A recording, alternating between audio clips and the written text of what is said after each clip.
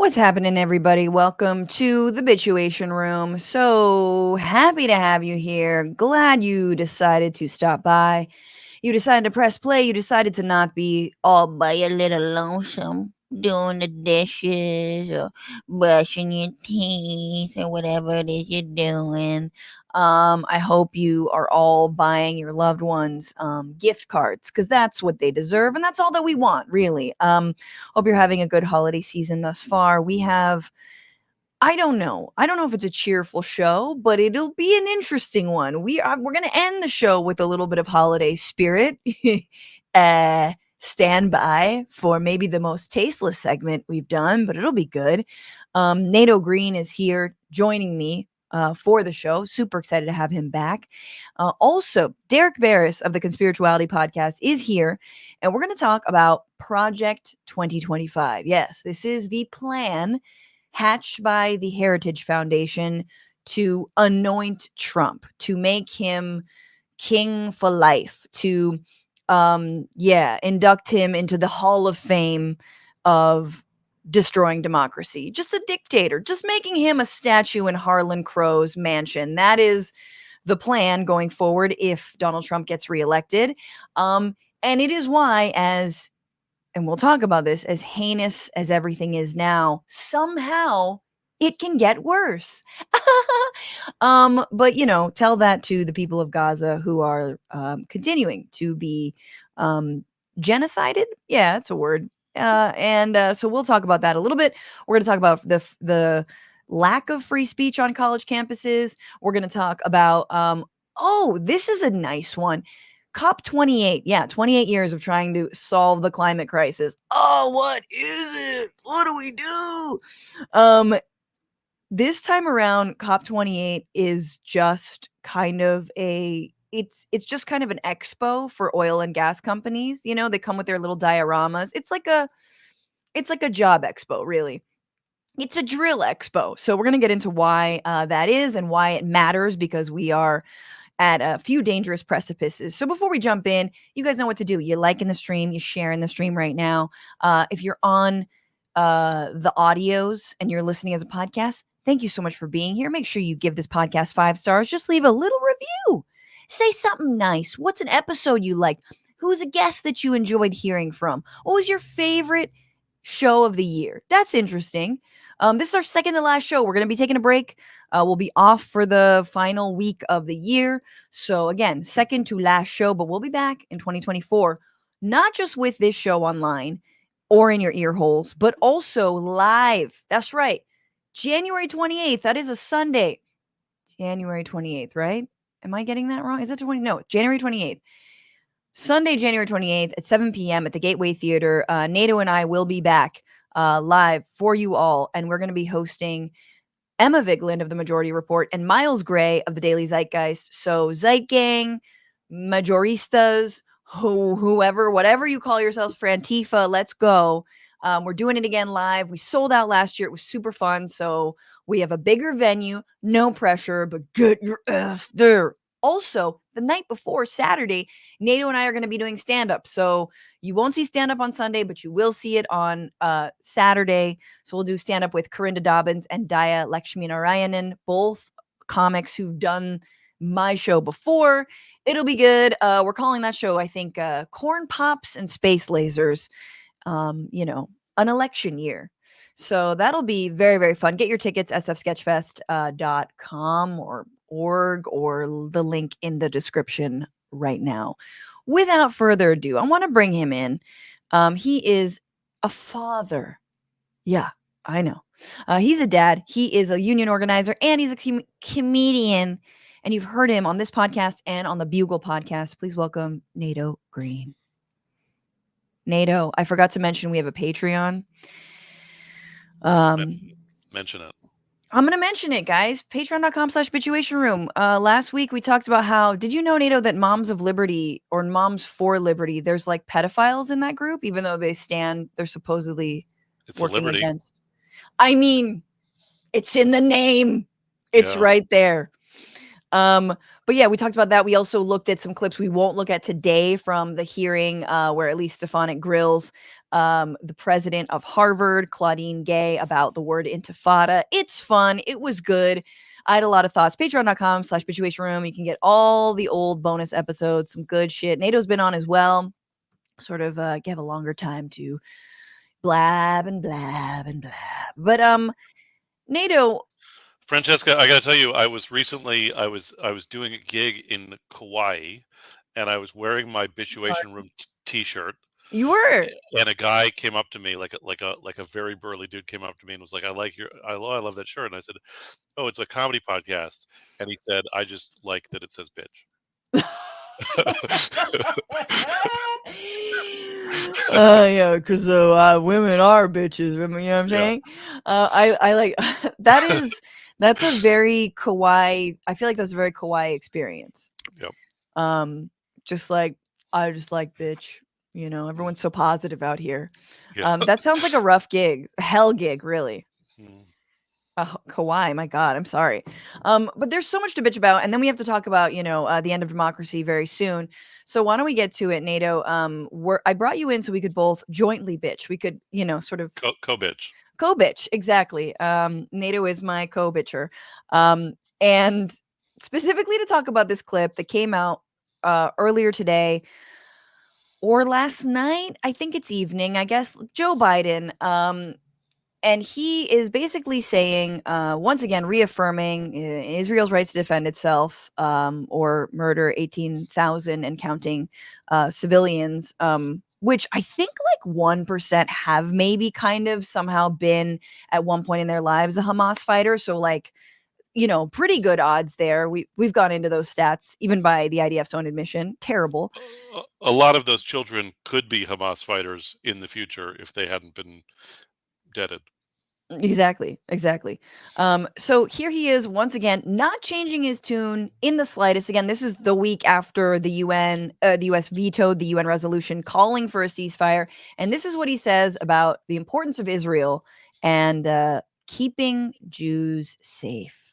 As I said after the attack, my commitment to the safety of the Jewish people and security of Israel and its right to exist is independent. As an independent Jewish state is unshakable.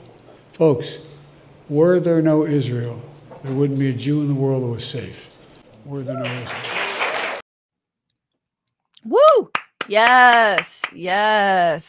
Go off, King. Now, I really like, here's the thing about this clip, Nato, is I think nothing encapsulates what is wrong with Joe Biden and what is wrong with running him as the Democratic Party's nominee for president is the fact that he is unable to say unshakable or unwavering. Like he literally cannot say it, cannot get the word out. And without wavering and shaking. And then also says, without Israel, not a Jew in the world would be safe. This is a place where you could make the argument that more Jews have been killed. In fact, Zionists have made that argument that more Jews have been killed there since the Holocaust. Not necessarily the safest place, but then again, Nato, I'm not a Jew. I assume only in the last few months you've been thinking, God, how do I get to safety? Must move to Israel. I mean, Biden is horribly off message with the Jewish community because the official line of the Jewish establishment right now is that Jews are horribly unsafe everywhere in the world, including Israel, but also everywhere else. So we have the existence of a Jewish state now. and we keep telling everyone that we're not safe. So I don't. And here's the thing: is Jews survived in the diaspora for 2,000 years, uh, and it like I just think if your primary concern is the safety of the Jewish people, a Jewish state is a bad idea because they're putting us all in one place. It makes us easy targets. Our survival depends on spreading us around Well, like that's literally Horcruxes. what Christian Zionists want. They're like, you get them all together, and then You get them all Jesus together, comes back to and kill then it's them. fish in a barrel. You can just nuke them all at once. Jew problem solved. Spread us out like Horcruxes. We're like Voldemort in this analogy.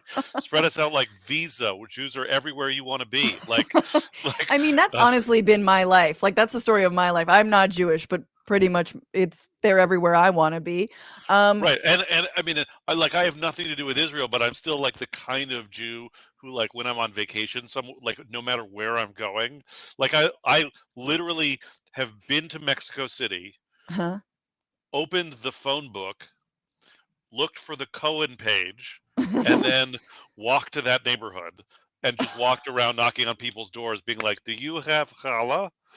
Until someone offered me challah. Like, I have done that. It's Polanco, by the way, is where the Jews are in Mexico City, Oh my and god. there is a Cohen page, and they're all in Polanco. So That's the most Nato Green and psycho thing I've ever heard. They like yes. Everywhere I go, I look up where the Jews are and I knock right. on their door. Or there's a plaque, that I can stand next to of like, this is where we killed the Jews. Right, right, Like, right. That happens, yes.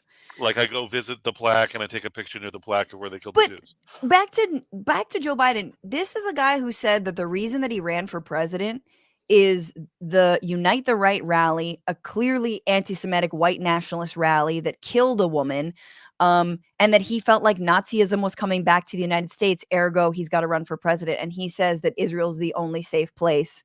Not a Jew in the world would be safe without Israel. I mean, it's so wild to me, and I don't like it incenses me. I'm not Jewish, but I can imagine the idea that, like, yeah, no, you're not safe here only by, by the hand of 14 billion more dollars committed to Israeli weapons to, again, ethnically cleanse the people of Gaza. Are you going to be safe in San Francisco? I mean, and the other, the other thing, I'm getting dangerously close to saying that Jews are tricky, and you need to keep an eye on us. But uh, so I might anti-Semitic trope myself. But once again, the other thing that keeps coming up is like it's like the Zionist argument turns concrete questions into abstract ones. Right. So like does Israel have a right to exist? Should there be a Jewish homeland? Is an abstract question. Sure, I would like there to be a theoretically, potentially, a Jewish homeland where Jews can be safe and whatever, if that's what Jews want. But that's not the question in front of us. The question in front of us is, at what cost should there be a Jewish homeland? And if the cost of a Jewish homeland is 6,000 dead children, like right now, is that cost too high? Right. Like, it's a concrete question that has actual trade-offs for people, and you can't like hide behind it with these these sort of Socratic political theories. Yeah. That are But disconnected from the real world. absolutely. But they do. And what's crazy is that then you also, beyond the 6,000, children dead, you have 1,200 or nearly 1,200 military and civilians, Israeli civilians dead. And Israel's sort of run on this idea that, well, okay, as long as our body count or is far less than their body count or vice versa, right? As long as we kill far more, then it's all hunky-dory and it's all good. And we'll all just forget, that they're currently Israelis in the streets protesting Netanyahu for the, not trying to prioritize the release of hostages, et cetera, et cetera, et cetera. So I'm like, we'll talk about how terrible the other option in terms of Trump is, but like the fact that Biden has not changed his tune, not just in 2 months, in his entire career. My dude is heralding himself from like the late 70s. I said it then, and isn't it wonderful now? No, it's terrible. It's worse. You should evolve on these issues, just like the Israeli government has completely made a hard right turn.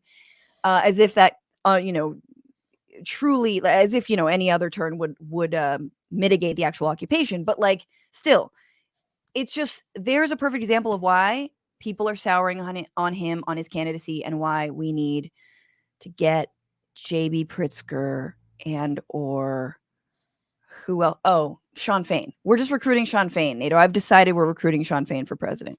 I know some people are excited about the governor of Kentucky too. He's Who's like, that again? I think his name is Andy Bashar, and he's like this folksy hillbilly who's like pro teachers unions and trans rights. Right. But isn't And he also like a former like investment banker dude or like hedge fund guy? I thought he also had, but it doesn't matter. I mean, they're all going to be corporate at this point. Unless it's Sean Fain. Sean, I know you watch. I know that was you and Kawhi. Yeah. Run for president, my God. But let's turn to what you're bitching about, Nato. That's what I'm bitching about, is our effing president. What about you? Yeah. Well, it's a little bit related. Francesca, you know what Yes. I want for Christmas? Yeah. Okay. I want anyone in the press to ever ask a fucking follow-up question. I would like people to like not be just like ridiculously credulous about whatever bullshit comes out. So here's what I'm talking about. A few weeks ago, the Oakland City Council passed a pro ceasefire resolution. Right. I wasn't there at the hearing, but like because I'm in the Bay and whatever, it like Yeah, it takes blew up 3 hours to get across the bridge. Got it. it blew up my group text, like all the signal chats. So I was paying attention to what was happening in real time, and there was 5 hours of public comment in support of ceasefire resolution. Afterwards, the Jewish Community Relations Council cut together a 1-minute video where they pulled out a minute worth of sound bites out of 5 hours of public comment that made it seem like the people of Oakland unanimously supported Hamas. It was pretty much like a straight up Project Veritas hatchet job on the Oakland City Council. And a couple things about it. One is it's the Jewish Community Relations Council, which purports to represent the organized Jewish community, but is like part of the is like a there's no open space between them and like the IDF. I actually right. when I was in college, I had an internship with the JCRC, the same organization, and like where they were sort of I needed money, and I was like, I'll go have a Jewish internship where you applied, and then people placed you with different Jewish nonprofits. And so I got placed with the JCRC, and saw how they methodically pushed out Jews on the left, Jews who were not like completely in lockstep with the Israeli government, and even working class Jews. But then they so this is not a dispassionate group. This is a Zionist lobbying group, pro-Israel lobbying group. They cut together this video.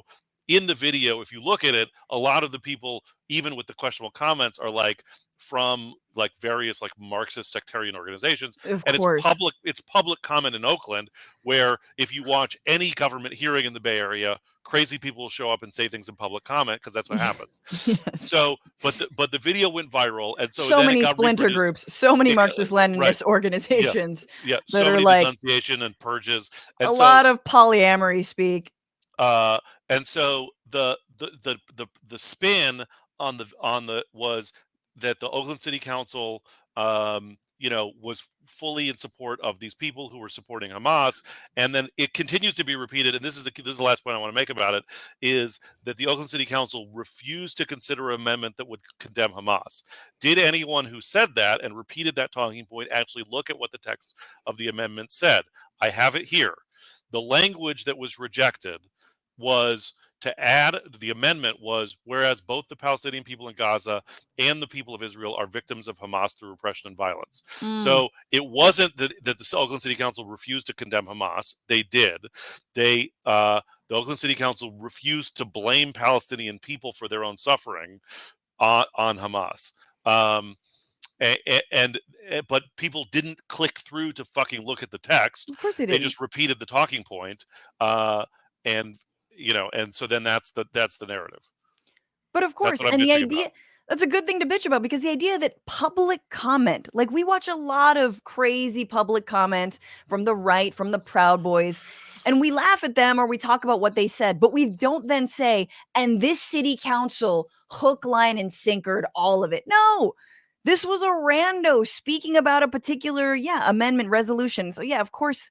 And of course, the media is just going to pick up on that. And it's really, you got to do your due diligence. And it's so, I mean, it's the same thing this week with, the head of the Council of American Islamic Relations, whose comments are being taken out of context. And again, it's all a massive distraction. If we can get hung up on some, fringe Marxist Leninist, like chick with white dreads in Oakland, talking about how Hamas is justified, then we don't have to look at, the babies off their incubators decomposing in their beds. The another hospital that has just been raided overnight. Like the fact that we're going to hit 20K in terms of the number of dead Gazans this week.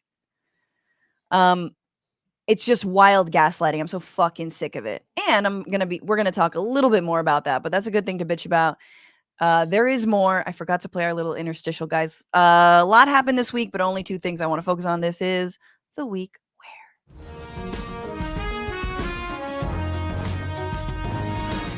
So this was a week where presidents of Ivy League colleges proved that they truly live, I don't know, in an ivory tower. They do not come down. They do not, and that's sort of, that ivory tower is very deep in the sand.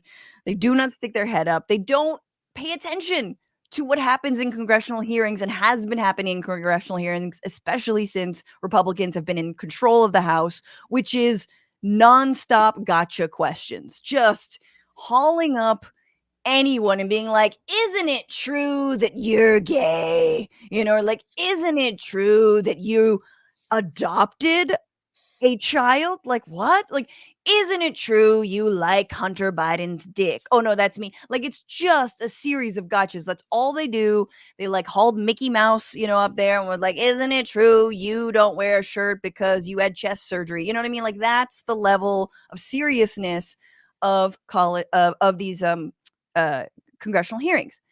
And yet, in this hearing called Holding Campus Leadership Accountable and Confronting Anti-Semitism, the presidents of Harvard University and University of Pennsylvania, Elizabeth McGill of UPenn, and Claudine Gay of Harvard, were interrogated by Republicans in the House, and specifically one Elise Stefanik, a MAGA Republican in New York, who herself has actually dabbled in actual anti-Semitism, and we'll talk about in a second. And my God, Nato, I'm not sure how much of this you caught or watched. I spoke on this show in our bonus episode about the word intifada and how Elise Stefanik got hung up on that word and asked Claudine Gay if she agrees that the intifada means the genocide of Jews. And instead of saying, no, I don't agree, or that is technically not what it means, or no one was calling for that on my campus, she said, I find that language abhorrent. And then when Elise was like, okay, so you find it abhorrent, is it grounds for termination? Is it hate speech? She was not able to say that it was hate speech or that it was grounds for termination. So it basically flunked on both sides. And another example of that was the president of UPenn, Elizabeth McGill, who has since resigned, in part because of this answer that she gave to Elise Stefanik and her line of questioning. Take a look. Does calling for the genocide of Jews violate Penn's rules or code of conduct? Yes or no? If the speech turns into conduct, it can be harassment, yes. I am asking specifically calling for the genocide of Jews. Does that constitute bullying or harassment? If it is directed and severe or pervasive, it is harassment. So the answer is yes. It is a context-dependent decision, Congresswoman. It's a context-dependent decision. That's your testimony today. Calling for the genocide of Jews is depending upon the context. Yeah. Not a good performance all around. So that's what she said. She then resigned, and I think it makes sense given a lot of the context. But Nato, I just wanted to get your reactions to how these elite institutions approach what was clearly going to be a gotcha hearing. Yeah, I read one report that called it a show trial. Um, my favorite detail about the stuff that's specifically happening in higher ed is that, like, if Jews don't want people to believe the anti-Semitic uh, trope that there's a, like, shadowy cabal of wealthy Jews that control American institutions, then we should stop doing that, where, like, Jewish donors are pressuring schools to fire people. Like, and specifically, Harvard is getting pressure from the Wexner Foundation, as in Leslie Wexner, the owner of The Limited, who is, if you are following along at home, the reason that Jeffrey Epstein existed. Um, like, he was the person who set Jeffrey Epstein up in business and supported him his entire Jesus. career. And those are the people who are now leaning on Harvard to fire people and disband student clubs over allegations of anti-Semitism. So right, supposed anti-Semitism. There's so many layers to this. And picking up on what you just said, we also on the show watched, clips of Tucker Carlson and Candace Owens. Basically, Tucker was like, taking the line that there is anti-Semitism on campus, which effectively, according to the ADL, is pro-Palestinian protests or calling for a ceasefire or being anti-Zionist. And he was like, why should we help you? Because all you are is an elite institution, and again, here's his great replacement theory, which, by the way, Elise Stefanik has also trafficked in, talking about this, grand amnesty to 11 million undocumented immigrants. Said basically, why should we help you? Because all you do is indoctrinate people and effectively, like, pave the way for, like, immigrants to come to this country. And you is exactly who you're saying is high powered Jews with money, Jews who are donors, right? So it's so fucked in a million different ways, but totally they're playing into this far right anti-Semitic trope. And in terms of some of that pressure on Miss McGill, Rossell Stevens, I don't know if he's Jewish, but a hedge fund manager began the process of withdrawing a donation valued at $100 million, said he would not reconsider until Penn had new leadership. The Rowan-led advisory board at Wharton, Penn's business school, pressed for changes too. That's after 70 members of Congress called for the firing of Miss McGill, and she did resign. Claudine Gay of Harvard, again, who had also a terrible hearing, has not resigned. This was, I think, really interesting because this was Mr. Bach, what is his name? I apologize. He's part of the board, an advisory board at UPenn, and he also resigned. And he said something that I think was really spot on. He said that her position, Miss McGill's position, was no longer tenable. She and I concluded and decided it was time for her and him to exit. And then he said, worn down by months of relentless external attack, she was not herself last Tuesday, overprepared and over-lawyered.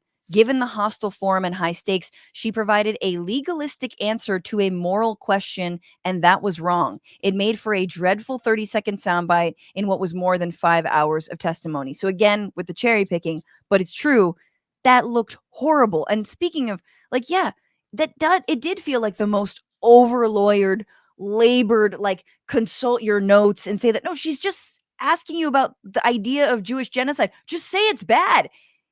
And if you want, talk about how students on your campus aren't actually calling for Jewish genocide. Talk about how, like, the Intifada, global Intifada, doesn't mean that. Maybe you could talk about how your students are actually being doxxed by pro-Israel groups. Maybe their job opportunities are being lost, and their addresses and their names are being projected onto trucks outside of their schools. Maybe that's happening. Is it happening to Jewish students? No, it's not. What's happening? Just wide protests, die-ins, sit-ins, hunger strikes for, the Palestinian people. That's what's happening. So what the fuck? I mean, I am so fucking disgusted, not just by these people individually, but by the institutions that they represent, obviously. And producer Paige alerted me to some tweet being like, this is the worst thing a Harvard president has ever done. Harvard presidents own slaves, y'all. Like, they were slave owners. This is the worst thing. Come on now. Well, and I mean, just, the, like, attacks on academic freedom historically have been bad for the Jews. You know, that like the thing that I feel like has been, um, I think like there's people are talking about it in terms of like a new McCarthyism to attack on, you know, that conflates all pro-Palestinian speech with, or pro-peace speech with attacks on Jews. So no Mhm. one is calling for the genocide of Jews, but people are saying like, if I interpret free Palestine to mean that you're calling for the genocide of Jews. Yes. And Yes. so it's like it's like you know, there's a couple of steps in the dance there, but I actually think that what's happening isn't just about Israel. I think it's about, uh, you know, yes, definitely there's an Israel lobby that's actively pushing this message in order to shut down criticism of Israel. But I also think the right has pounced on it, Mm. and the corporate class has pounced on it because it divides the Democratic base. It pits a historic Jewish Democratic voter base against a historic Arab and young Democratic voter base, and puts the part. It's a trap for the party, and they've been looking for these wedge issues, whether it's like, you know, it was abortion, and it was gay marriage, and it was trans stuff, and it was bathrooms, and it was pronouns, and it was wokeness, and it was critical race theory, and none of it was getting purchase among key voters, but this is.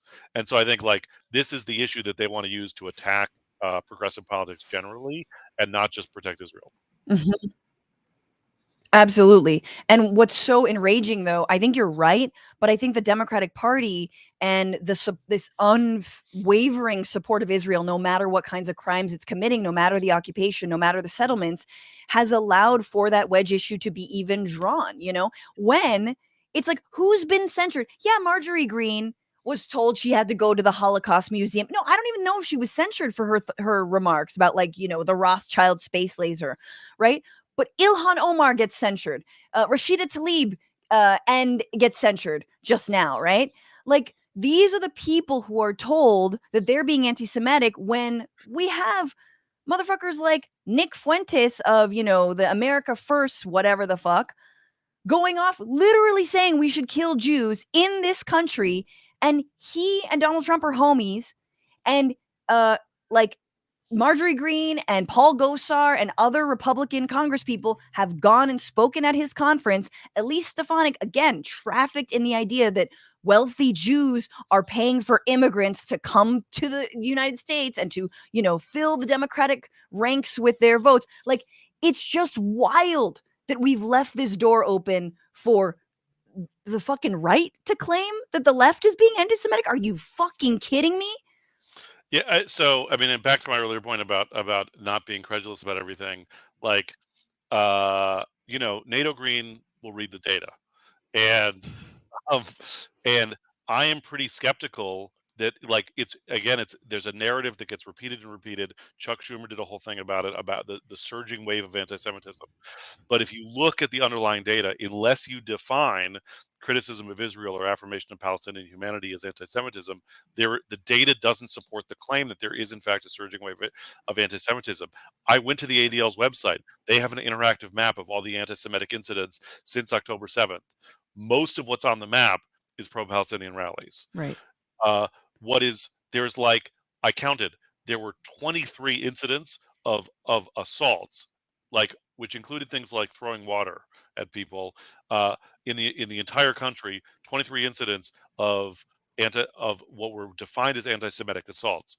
So, and none of them like actually resulted in, you know, it was nothing like the Palestinian students that got shot. Similarly, the FBI database, most of what has occurred and been recorded in the form of anti-Semitic incidents is vandalism. Yes. Is Yes. bad if there's anti-Semitic vandalism, but it doesn't mean that like there are marauding people out there stabbing Jews to death. Had there like Jews have not been systematically murdered in the United States by anti-Semites since October 7th. There's not evidence that there be, you know, again, concerned about vandalism, but the funny thing about vandalism is that nobody's getting charged with it. So Right. it's like Is it coming from the right? Is it coming from the pro-Palestinian movement? Whose motive? Is it just crazy people who are No, taking it's coming from the first of all, it's coming from the motherfucking right. Like, I'm just so done with this, and the ADL is so I mean, pitiful. I wouldn't be surprised if it was the ADL doing some of it themselves. Like, Oh God. I mean, you know, well, I mean, effectively they are if they're so sensitive that like anyone who says free Palestine is calling for the genocide of Jews, right? But no, I mean, look at the Tree of Life Synagogue massacre, right? Look at Jewish headstones toppled when Donald Trump won. People zig heiling when Donald Trump won. Like, fucking miss me with the idea that pro-Palestinian activists are leading. They're all Jewish. Number one, those are the people who are leading this call for a ceasefire are Jews. But it's just anyway. We could go on, but we have more depressing news to get to. Very important. But look, guys. oh wait, there's something more depressing. Don't stop now, Somehow Francesca. there's more depressing. Oh, I know. Yes. Everybody keep it together.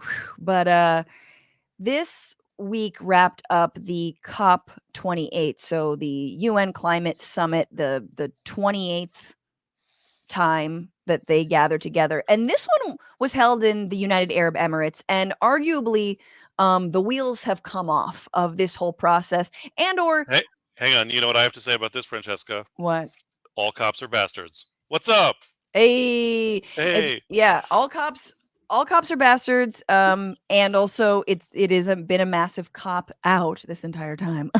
Because truly the COP process for reining in climate change, for transitioning to renewable energy has always been a showboaty, not stupid, but largely um symbolic and not actually like concrete conference. Has no plan to hold anybody accountable, has no money to actually make a transition away from fossil fuels possible. And this COP has proved that like people are actually using it to just do business deals. So the COP president of the UAE, Sultan Al Jaber, who is also the Abu Dhabi National Oil Company head, has used the climate talks just like a very very extended like business lunch.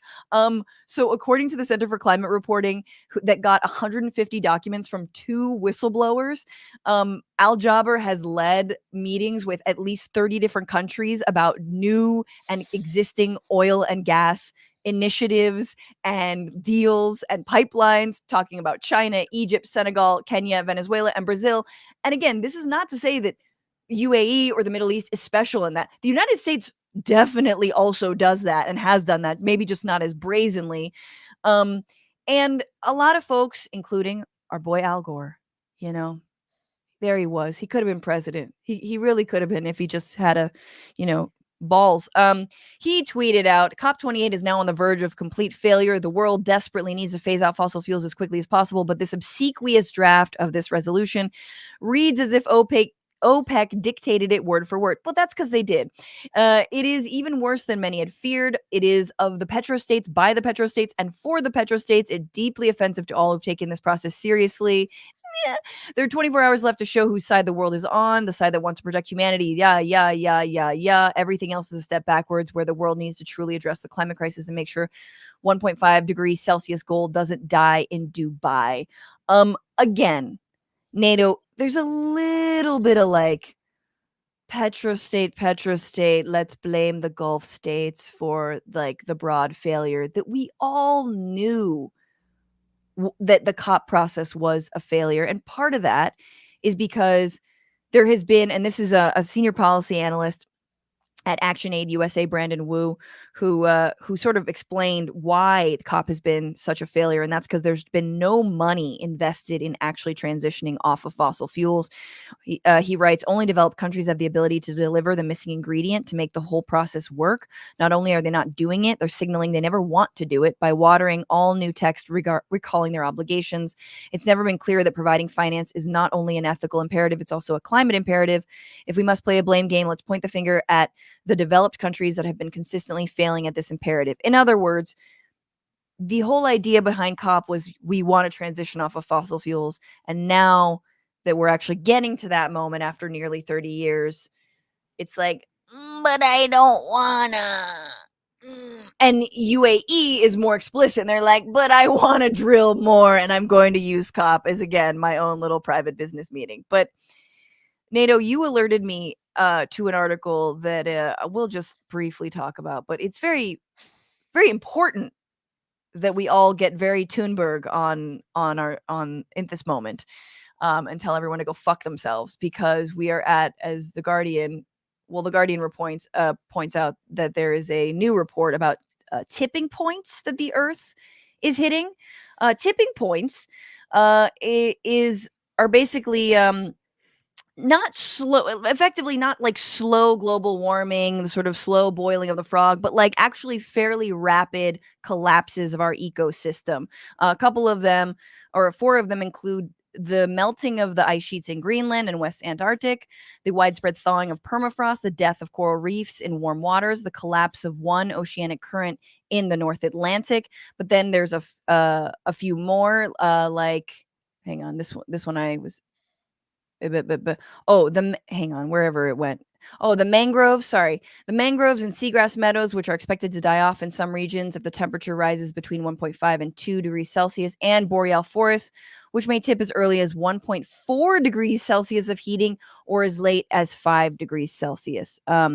So unlike other changes, tipping points such as hotter heat waves and heavier rainfall, these systems do not slowly shift in line with greenhouse gas emissions, but can flip from one state to an entirely different one. When a climatic system tips, sometimes with a sudden shock, it may permanently alter the way the planet works. So if I'm hearing this correctly, some of these old ass motherfuckers who think that they're going to make as much money as possible before it all turns to shit might not actually make it. They might die in a wildfire or a flood as well, not just their children and grandchildren. I feel inspired. I mean, my reaction, it reminds me of a joke that I love by Will Durst. Will Durst, the dean of political comedy from San Francisco, The dean. the dean, who had a stroke a few years ago, and we wish him a speedy recovery. But he used to do this joke that I love so much about the permafrost. I can do it word for word. The permafrost is melting. Never in the history of humanity has the permafrost melted. Hence the name permafrost. In addition to all of our other problems, now we need to come up with a new name for permafrost. The frost formerly known as perma. Often frosty. Often frosty. It reminds me of my favorite climate change joke is Aaron Dewey Lennox, who talks about having kids and is like, a lot of people think it's irresponsible to have kids, in the time of climate collapse, but at least my kid and I will die at the same time.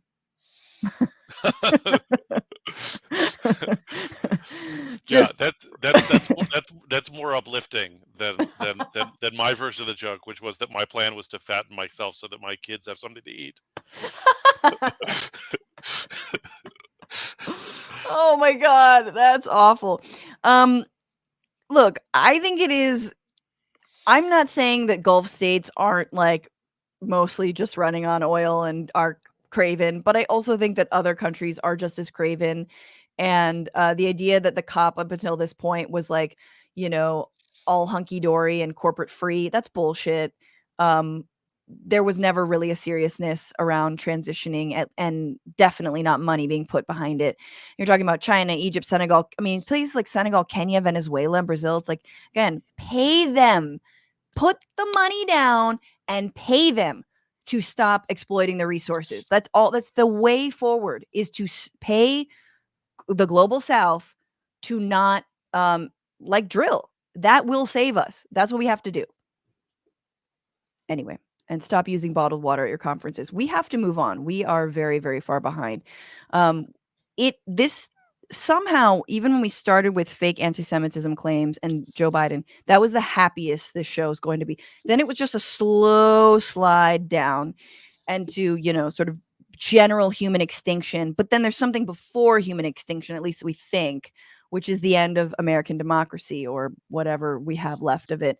And joining me to talk about that. Host of the Conspirituality podcast, devoted to dismantling New Age cults, wellness grifters, and conspiracy mad yogis. Once again, Derek Beres. Derek, thank you so much for being here. Hey, thanks for having me back. And I have to say, as someone from California, you use the word fuck as much as someone from Jersey, so I have to give you props for that. People think I give off East Coast vibe, which I do. I guess heard a do. lot of that in that segment. Absolutely. It's the Italian Chinese, which again I say is functionally Jewish. NATO, it brings out that Jersey in me.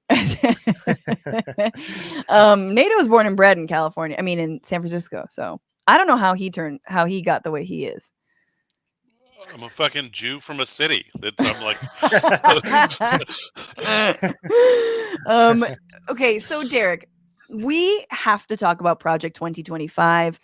You did this awful thing, and you've read most of a 1,000-page document that explains it. Can you just explain what it like? Where did it come from? Who put it out? Okay, it comes from the Heritage Foundation, and specifically, Kevin Roberts took over Heritage as president in 2021. He Okay. comes from the Wyoming Catholic College. He was the president there. But to continue your recent talk just now on COP28, he was the CEO of the Texas Publicly Policy Foundation, and this is a conservative think tank based in Austin. Part of their agenda is explaining the forgotten moral case for fossil fuels. Oh God! So this is where it comes from. I pulled out some of the intro. Now it's 920 pages. Project 2025. We'll get into what it is specifically, but his opening introduction, this is how he lays it out. It is the next conservative president must make the institutions of American civil society hard targets for woke culture warriors.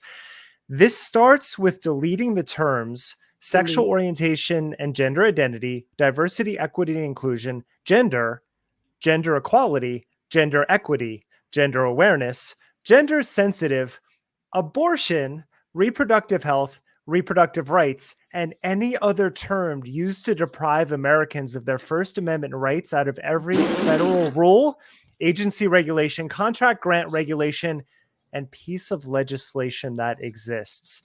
That is page 1. There's 919 more pages. Okay, let's stop. It's a big find and replace. Yeah. The big control F. Huge control F. A lot of replace all. I think this is incredible that this is page 1. And first of all, they're very close to just abolishing gender, which I feel like would be a good thing. I think we're all just saying, like, why not just delete gender? Then Let's problem all be solved. non-binary. Cool. Yeah, cool, exactly. But it's incredible that this document that I think has been pitched and described as something that's like, about to be the death knell or a plan to destroy democracy opens with, we need to get rid of civil rights for women and gay people and people of color. Like that is how they couch it in that. It's like anti-woke campaign from the top down. But how did how'd that read to you? Well, in paragraph 2, he then goes on to conflate pornography with transgender ideology. He then says pornography should be outlawed and the people who distribute it should be imprisoned. But he's also talking about anyone who is trying to talk about transgender rights. Paragraph 3, the noxious tenets of critical race theory and gender ideologies should be excised from curricula in every public school in the country. So that's just some of the intro. What it is it's the Heritage Foundation's foundational document for the next conservative president's first 180 days in office in 2025. So that is actually what it purports to be. It is backed by over 80 conservative organizations. The Koch brothers are in on it. I mean, just basically every conservative foundation you can imagine is part of this. And they have interviewed tens of thousands of people already to take part in the next administration. Now, they are open to any conservative president, but because Trump is leading in all the polls, that is where they're putting all their energy right now. That's really interesting to me, and I didn't know that. I thought it was specifically tied to Trump, but they're saying it could be anybody. I don't see Nikki Haley. Maybe Biden actually would be down for this. He'd be like, oh, thank God, someone's got a plan. Let's go. But so okay, so that's all the like anti-woke. It feels very like, DeSantis-esque, but that fool's not going to be the nominee. But what about the anti-democratic stuff? They're like, like what are the plans laid out, and what are things like Schedule F? Explain that.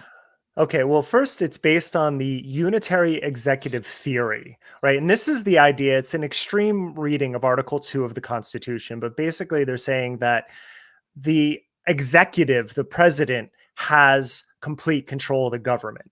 This has been debated for decades in legislation, but they are taking it to the extreme. And because, again, Trump already tried initiating some of this in his last presidency, which includes Schedule F. So Schedule F was implemented into law in October 2020. And basically, it's a way to get civil servants. These are non-elected, non-government employees of the federal government. This is to strip them of any rights. And basically, it's a way to fire them very easily. And that's what Schedule F is. When Biden took office, he repealed it. But Trump or Heritage wants to bring it back on day one of the next presidency.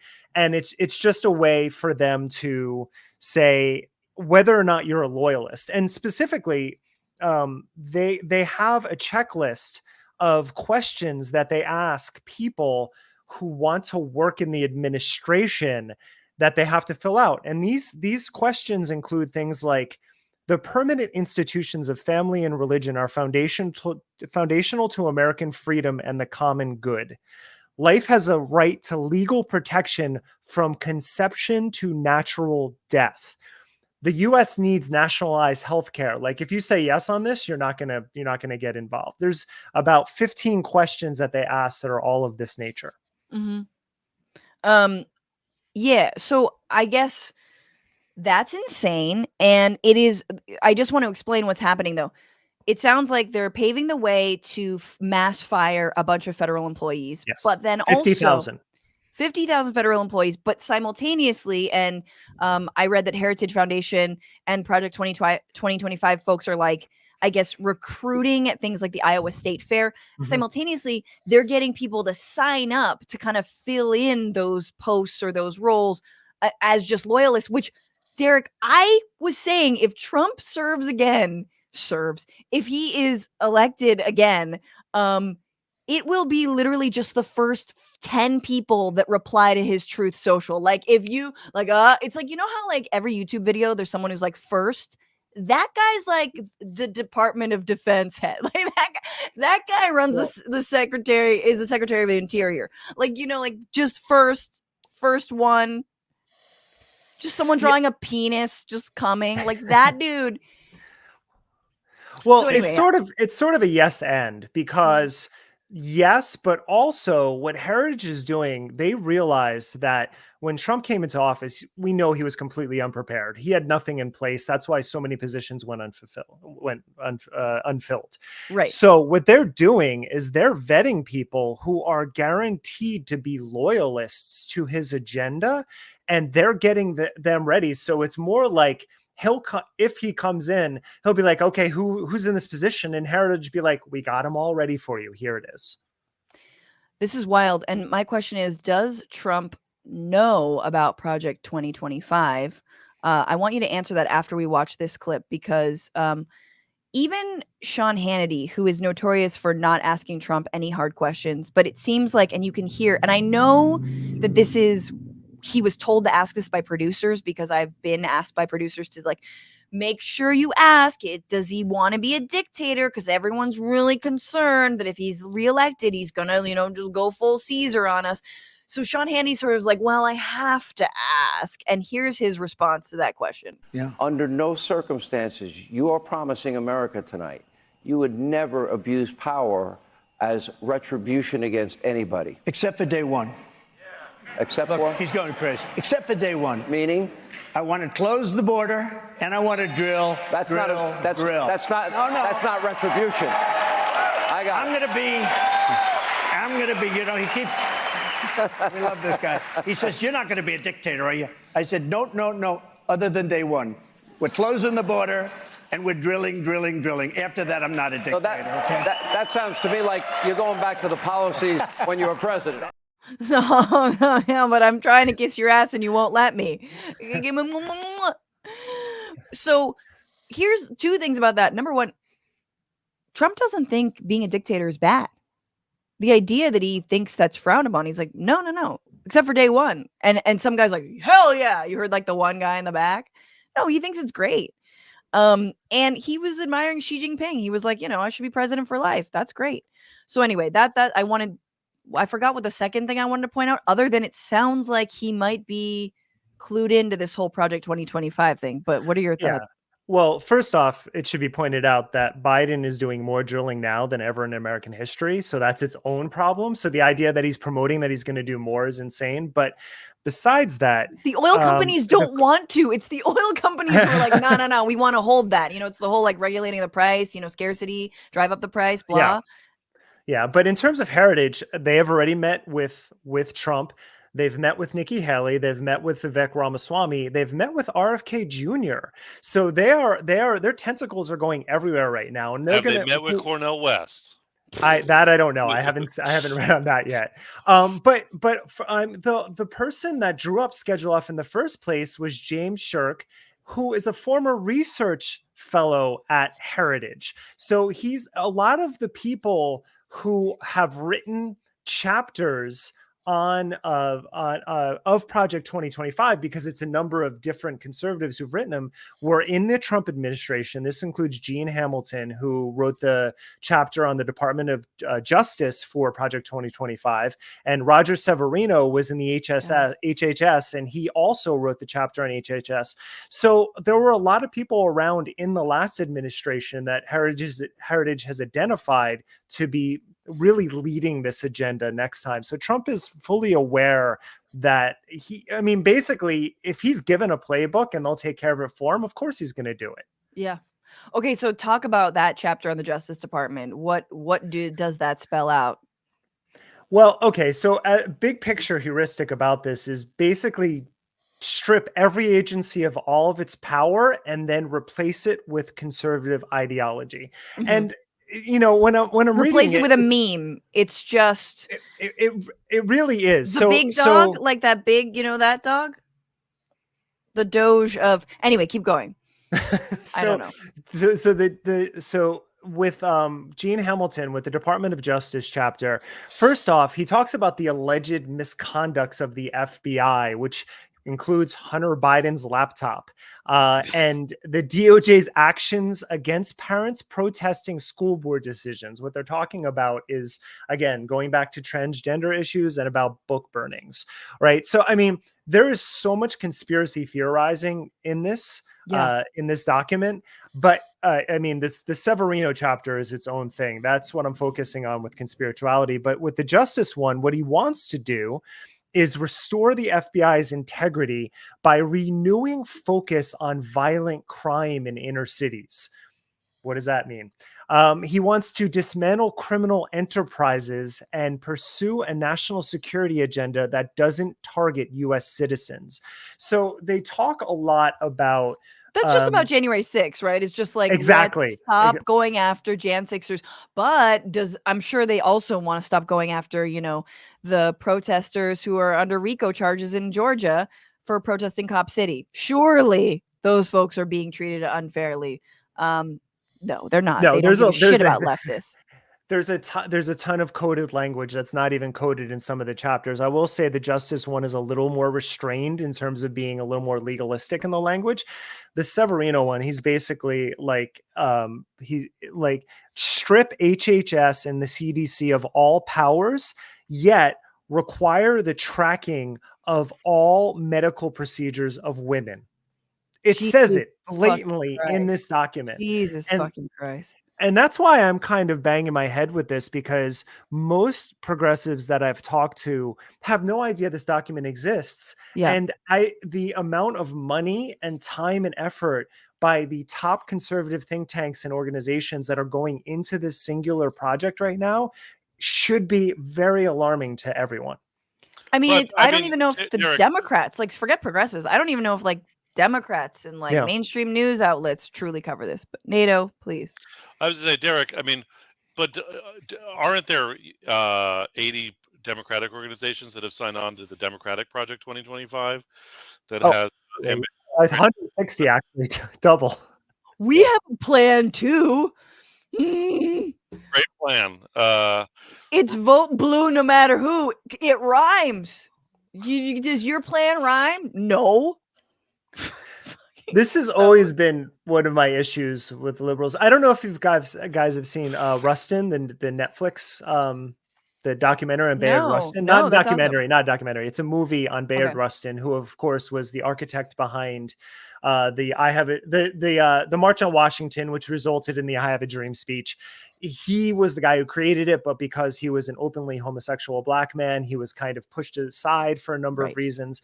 But there's a moment in there and early in the movie where he's talking about the fact that that the conservatives are eating their lunch while the liberals are arguing over all these minor points. And the whole march was a response to that. And I feel like we're in a similar situation right now with all of our civil rights, because there are so many little factions and tribes and just can't get things together on the Democratic side. Meanwhile, the infrastructure behind the conservative agenda right now is resulting in something that anyone can do what I did, which is go and download it from their website and you can see it for yourself and talk about it. You know what? It kind of brings me full circle back to sort of some of the Zionist propaganda and a lot of the ways that it has been used to divide the left and any kind of gains that NATO was talking about, because, you know, one of those I think countervailing movement forces for me was the Women's March and the incredible group of women that came together to head that then disintegrated in part because of false claims of anti-Semitism, right? And, you know, ousting Zara Bilou from that organization, a Muslim woman who I think Zara worked with CARE, I believe, or another organization. I apologize, Zara. But like, you know, like, again, over the same shit. And it's like these really scary purity tests. I don't know, like on all sides, right? But anyway, all to say, like, I felt like the Women's March was a thing, was a movement, was a moment. You know, Hillary Clinton did not come, which in my book was a win. And I was there in DC, massive. Haven't seen more people in my entire life come out to a demonstration. And it folded. And so there's a lot of ways that and it's not just in this country. I think a lot of the ways that Democrats and establishment liberals deliberately crush left movements that actually can provide countervailing visions, narratives, plans for real democracy and like, actual representation. So anyway, I did want to ask you, because the Heritage Foundation never struck me, but maybe I'm getting my foundations confused, as that crazy of a foundation. I thought it was more of a run-of-the-mill conservative think tank. Is this a drastic turn for them, or is this kind of where they've been headed because they see where the wind is blowing? I feel like I've tracked them for a while, you know, and I just finished reading the 700-page history of the Cokeland, which is a fascinating book too. And you can kind of see the way that radicalization has happened in these conservative organizations. I can't speak enough about the history of Heritage, but I will say when Kevin Roberts took over, it definitely took a turn to being more radicalized. If you go on his Twitter feed, he was on Fox this morning calling the crisis at the border, the lawlessness, an existential threat to America, and it's baked into Project 2025 because they want to demonize immigrants. They want to give no rights to immigrants whatsoever. One of the people who, Gene Hamilton, by the way, is the person who overturned DACA. So he wrote the Department of Justice chapter in this. Jesus. So I feel like the Roberts tenure since then, it has definitely been much more blatant and much more in your face, because the whole thing is that they want to fill the government with 50,000 conservative loyalists. Yeah, it's not hidden. They're saying exactly that. under the unitary executive theory. So these are people who are willing to take a job in the government in order to promote whatever that president wants to promote. There is only one hope, I think we all agree, which is for K-pop stans on TikTok in Gen Z Yes. to infiltrate the conservatives applying for government positions Oh and my flood God. the application Flood the zone. with left-wing K-pop stans from TikTok. They I gotta did that. find where you can download that. I mean, Axios has it on their website. That's how I read the application process, but I don't know exactly where Heritage has it. I love the housed. idea that all these MAGA idiots are on Axios citing, like, no, they're not. I'm sure it's circulating on Truth Social and whatnot, and they're finding it. But yeah, first of all, NATO, that's a great plan. That must happen. I mean, the other question is, like, as all the lib podcasts ask, can he even do that? Like, can we do that? Like, it seems like if Biden can do one fucking thing, I'm not even asking him to win the election, which, yes, it is in his hands to win. I'm asking for him or us to somehow pad the government, Trump-proof it if we have to leave or he has to leave, right? Like, can't we stop this? And or why do you even need this when they already have the fucking Supreme Court? Anyway, them's my thoughts. This is me just waxing, but I do think that it is nice. It's important to remember that something like this exists, and that as we cannot afford to flatten a Trump v. Biden matchup as awful as Biden has been, and as undeserving, I would say, of our vote that he is. And yeah. Because what would happen under another Trump administration, I mean, I don't know. Is there a part there where he said, and then there's another election, or are we just doing away with that as well? Unitary executive doesn't sound good for that prospect. Right. I mean, this is it's like the originalist of the Constitution, right? It's like the unitary theory. I mean, they were trying to claim that when it came to, what was it? I mean, everything really with Trump, anything that he did illegal, including trying to overturn the election. Oh, it's a unitary theory, blah. Yeah, I'm not as confident that, I mean, we did see a number of institutions stand during Trump's presidency, but we're also seeing the fallout from that, what's happening in Texas right now with Karen Cox and the Yes. abortion case. Like the consequences and repercussions will be felt even well beyond the next election, but then what is added to it after that is what's really frightening. And I'm agreeing with you about certain aspects of Biden's tenure and whether or not he's deserving of the vote. I'm on board with that. And I hate thinking in binaries because none of this deserves that. Everything we do on our podcast is trying to look beyond binaries. Right. But sometimes binaries are important. And right now we're facing one of those instances. Sure. I mean, yeah. Well, to me, it's like there are layers of it. It's like, I mean, I think I would say I don't quite see it in binary terms. Like, I think Bidenomics have been pretty good in many ways. Like, the National Labor Relations Board under Biden has been the best it's been in my lifetime, for example. And there's like a fucking ton of horrible things, including supporting genocide in Gaza and etc. And so, given that, but I also think, like, it's just so infuriating to me that, the center loves to attack the left, like Francesca's saying. And then, I mean, this is the history of politics since the French Revolution. Right.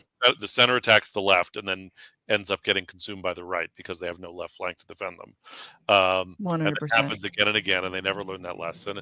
And so, where I would look for, my hope would be that the expanding the field of struggle in the electoral arena to include defense of, squad type candidates and more squad type candidates running in down ticket races is the best and only hope for any kind of renewal, because we're not going to get it from Biden.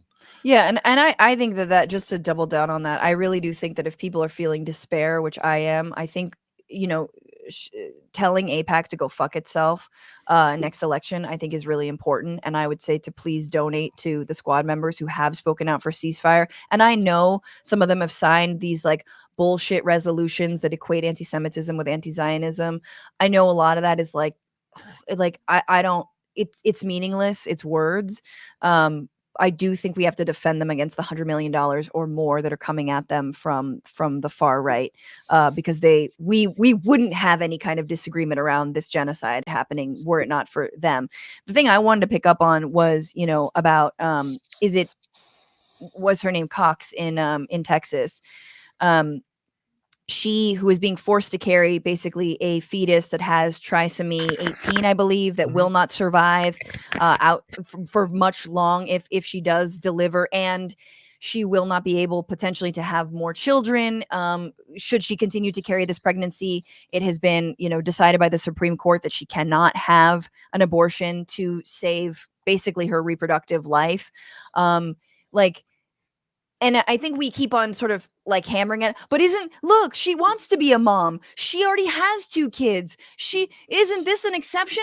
Ooh, please, Christian nationalist psycho. Like, please give us an abortion in this case. And it's like, no, babe, you misunderstood everything. That's not what they care about. They don't give a fuck about that. And I'll direct you to Gaza, right?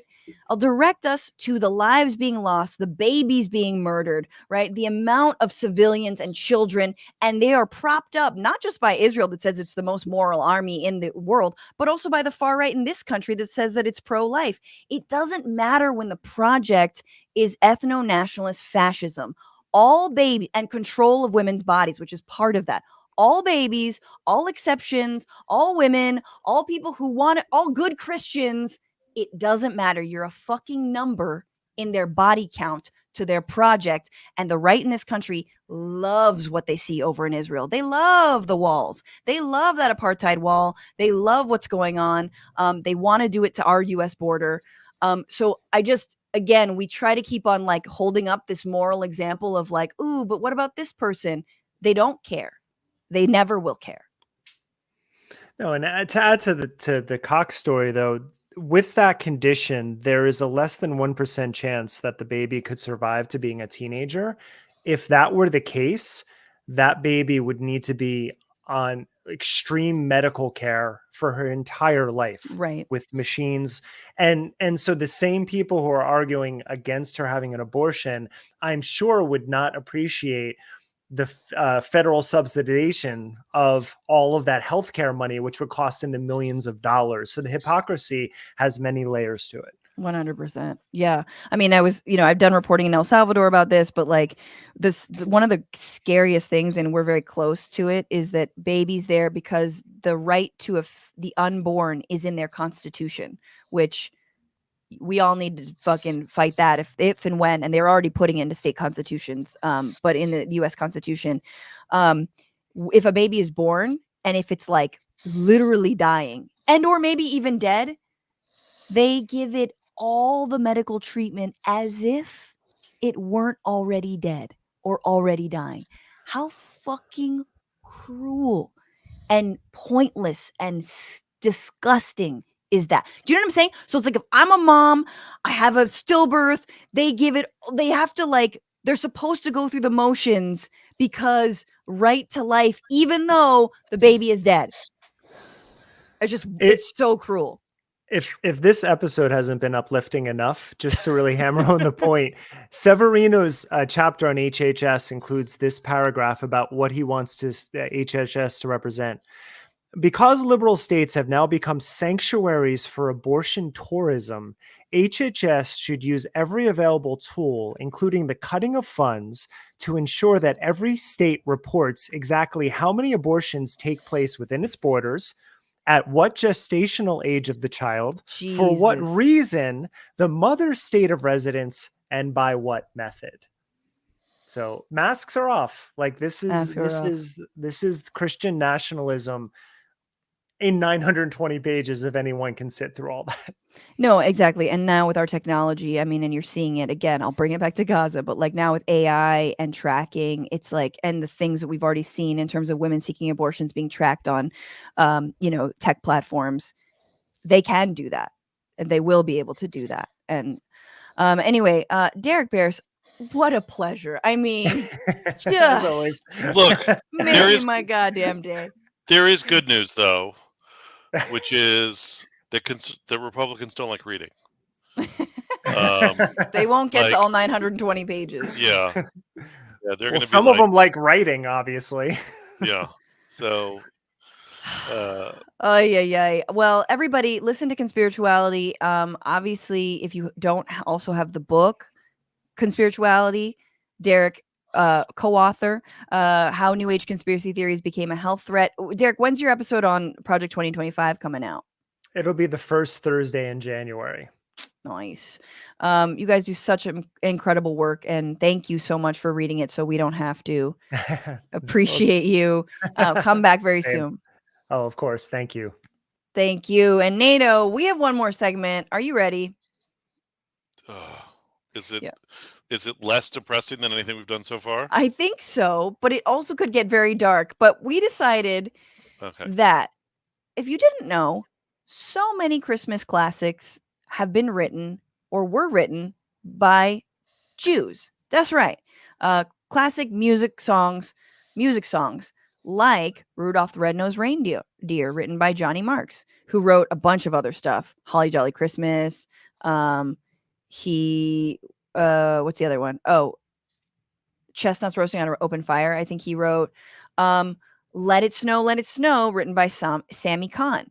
I'll Be Home for Christmas, words by Buck Ram, music by Walter Kent. It's the Most Wonderful Time of the Year, Eddie Paula.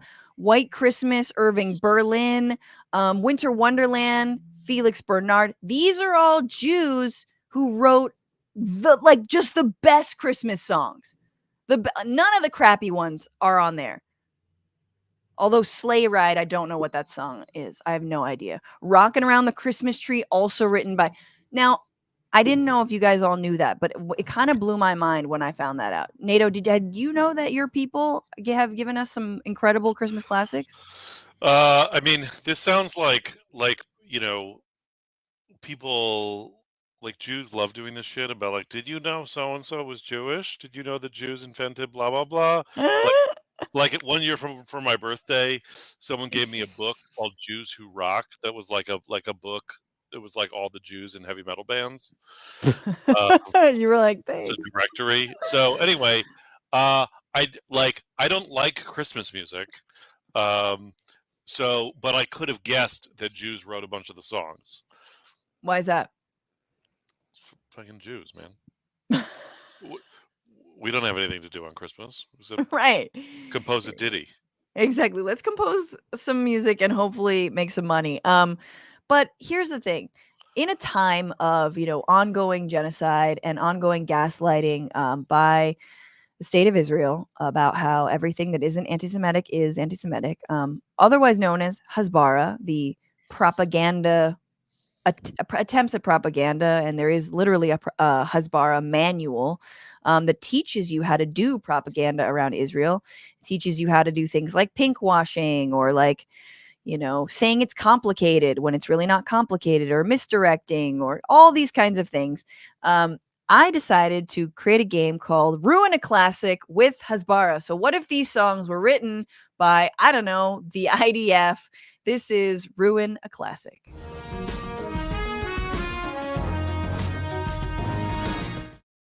I didn't forget to play the interstitial. There you go.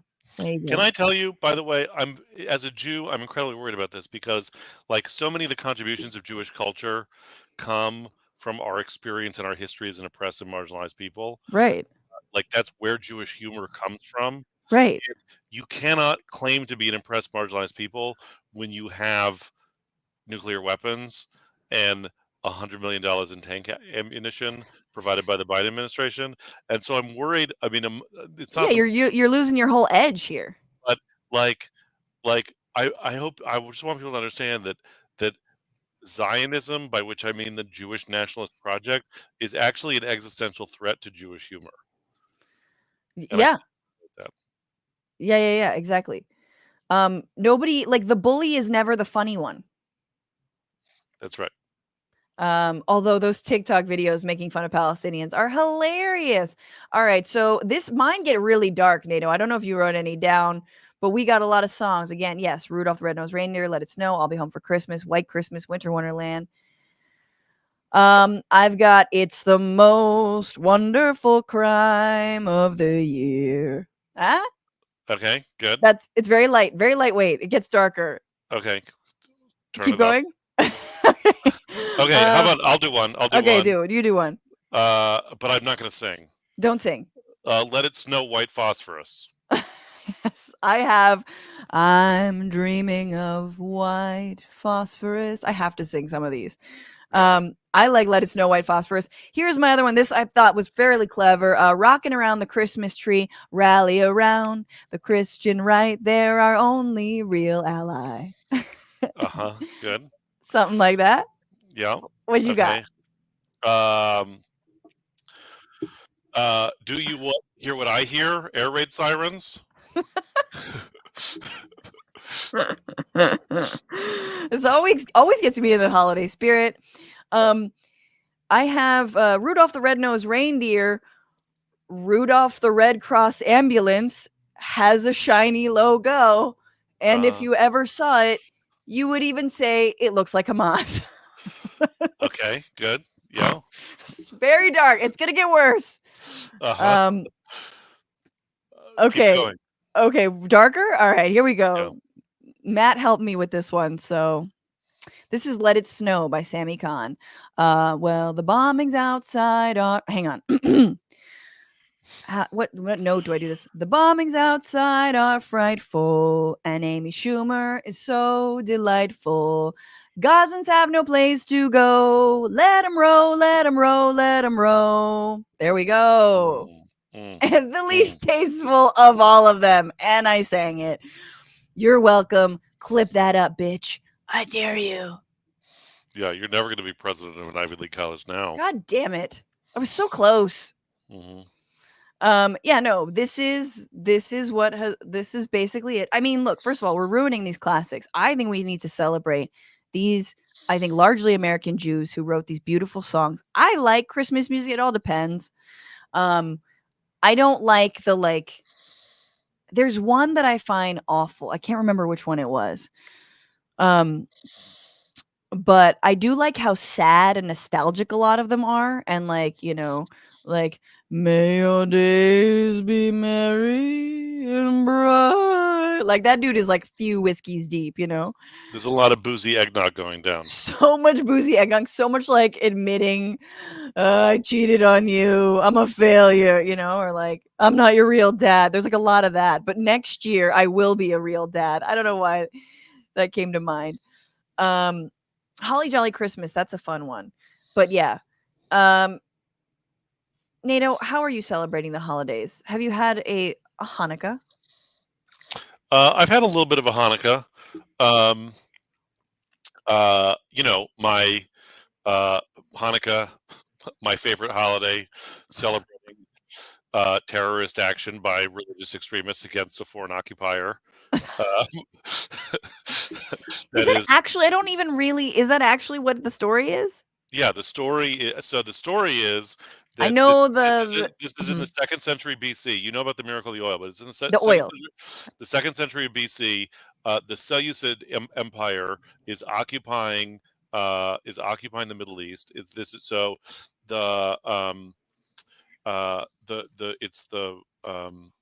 Seleucid Empire. Yeah, I think they're Greeks. I thought it was like they just reign with like massive amounts of jiggly thighs. Yeah, I got it. I see what you're doing there.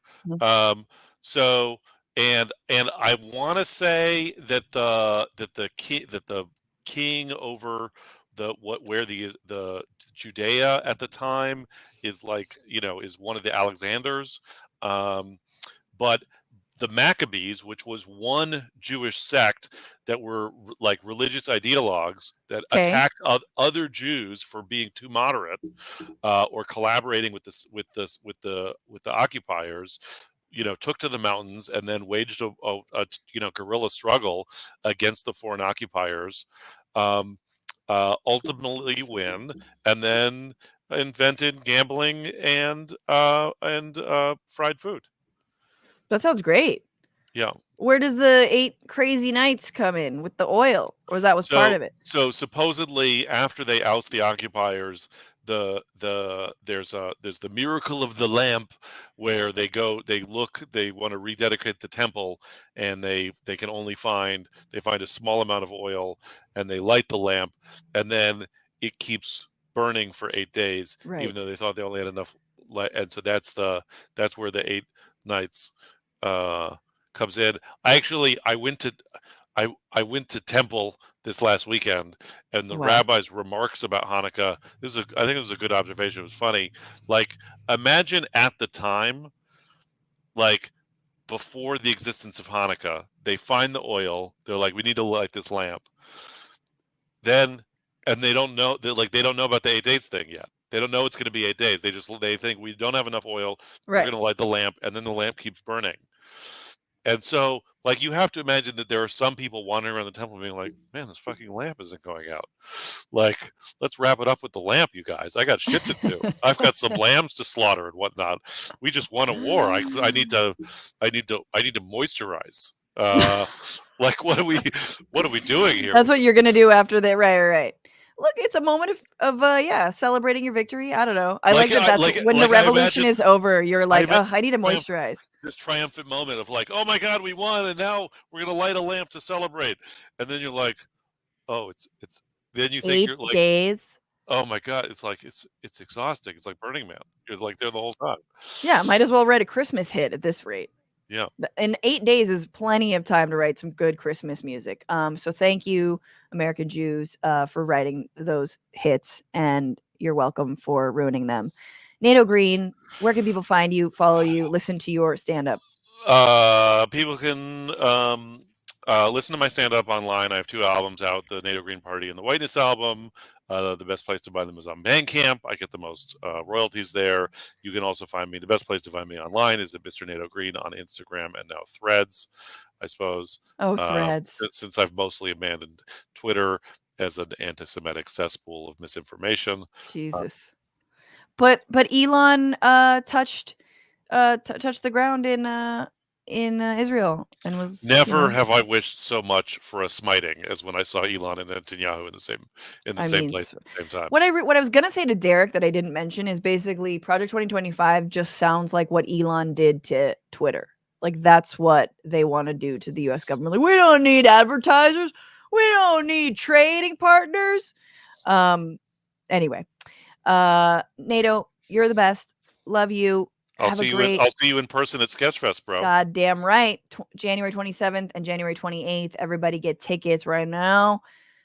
Link in the bio, I assume. Some comments and then we'll fuck off into the night. Lenny Power says ACAB applies to COP 28 as well. I love that. As Nato said. Donald James, thanks for being a member. Israel put a flag right in the middle of Gaza. Yeah, also a like rainbow flag, a gay pride flag, which was just extra special and awful. Shell's Ghost. Oh, I should tell Nato. Nato, I love your stand-up, especially your Foucault joke. I'll tell Nato to sign back on and get some of this love, because there's a lot of other people who have love for Nato Green. It's just Vegas. Bring in some Matt Lieb. You almost spelled his name right. I should bring back in some Matt Lieb. Naked Comedy. What's up? I just don't get why Jewish homeland has to be no one else but Jewish people. I mean, and when it's another religion, right? Like Iran or like Islam and Iran, it's like, oh, they're backwards and da da da da da da. And it's like, well, it's it's the same principle. It seems like there's supremacy around Islam there.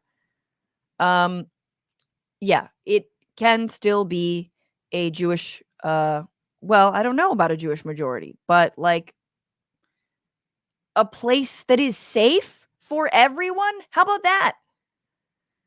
Howard Wilson, it's 9,200 dead children now. Actually, I mean, that makes sense given that it's about 18,000 plus civilians dead. It's always sort of about half. Late Bloomer 66 on Twitch. Sometimes I feel like one of the most horrible persons on the planet because I want Israel to go away. I understand support and support Jewish people all over the planet, but damn, do we have to kill an entire population for Israel to quote unquote exist? I mean, I think with that kind of language, obviously, you'd be dragged out in front of Congress, and at least Stefanik would punish you.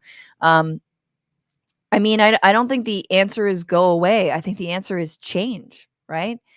But the problem is when we call on Israel to change, they interpret that, and their, sort of handmaids and their propagandists interpret that as wanting them to go away, wanting Israel to not exist, wanting everyone to not be there anymore. And it's like, no, that's not what we're saying. And also, we're saying words, and you're actually carrying out an ethnic cleansing of Gaza. You're carrying out a mass removal of Gazans.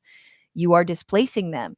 You have actively discussed pushing them into the desert, where they can live in refugee camps. I mean, literally live under tarps, and the UN can serve them once we stop killing United Nations workers. That is what is being discussed, with no real seriousness, because if you wanted there to be a refugee population, you might want some of them to survive. And given not just the bombing, but the famine, the disease, you are ensuring that so many more than 18,000 and counting will die. And again, that's the plan. This is not a large population. It's a dense population. It is not a large population. Owen Nogles, thank you so much for your super chat. Hi, Franny. Love, love, love your show. Wishing you all the best. I love you. Thank you for your super chat. Richard Hadak on YouTube. Stefanik is a hack attacking independent institutions like the media and universities, part of the authoritarian playbook. Yeah. And the fact that they fucking just fell right into that trap is like, who are you?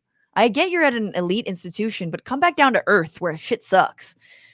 Michael Mathern, all she did was state what the rules were, not her personal opinions. Firing her for that was absurd. In terms of, the president of UPenn, part of the story that I didn't actually get to was that she was under fire for not canceling a Palestinian literary event. And this was before October 7th. And after October 7th, there was even more pressure, as if the literary event caused Hamas to do what they did. A. Gonzalez on this entire thing. Are we going to ignore the fact that they got her fired over a hypothetical? No examples of calling genocide of Jews were provided, and yet we're acting like it was? Exactly. And they didn't stand up to that. I mean, they didn't push back on that. There's a million reasons why she might have resigned. Potentially, she also resigned from the people who thought she did a terrible job in the hearing. Then again, she's provided by UPenn's lawyer. I mean, she's lawyered by UPenn. She's advised by UPenn. She's supported by UPenn. She is one person, but she is representing the entire institutions. Her, her fumbles are their fumbles. Her mistakes are their mistakes. So, but you're right. At its core, what Stefanik and the premise of the question was false. This is basic. How many times have we seen healthcare workers, tech employees be hauled in front of Republican-led Congress and congressional hearing and told, is it true that you stifle, right-wing tweets and you suppress them? And they're like, no, it's not true. Here, in fact, if anything, we come down, clamp hard more on the speech of left-wing demonstrators, like progressives. Or, isn't it true that you believe that 5-year-olds can self-perform gender reassigning surgery? Like the most wildest claims. You sit down in front of a Republican congressperson in a hearing, you bet your ass you are going to be facing some of the most wildest claims about you, your profession, your institution. And instead of reading the room, those presidents just said, we are bad. We are evil. We are the genocide committers. Or, we do talk about Jewish genocide. No, you don't. You didn't. Nobody did. Rachel Atwood, it's a little too convenient to blame petrostates. Exactly. I mean, yay, Al Gore, I guess, for speaking out against this, but the shit was doomed from long before that. Les Watt says, I'll be dead in 20 years or less, but I want my daughter to have a planet fit for living. Is that too much to ask? Yes, says the capitalist bastards. And yet the majority of us say, no, you're right. It is not too much to ask. It's just Vegas. I can cook a car on my egg this summer, so we're close to hell. Gary DeForve on YouTube. I thought the Heritage Foundation basically gooms every conservative Supreme Court justice. No, that is the other conglomerate of asswipes. Nearly, though.